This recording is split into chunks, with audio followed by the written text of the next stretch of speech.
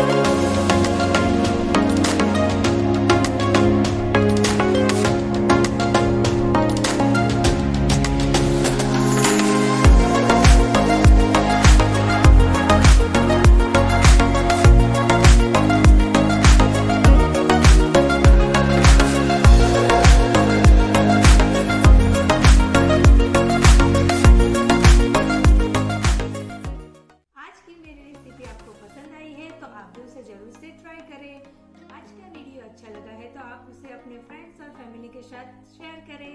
मेरी चैनल को सब्सक्राइब करना मत भूलना। मिलेंगे और एक नई रेसिपी के साथ, तब तक के लिए गुड बाय।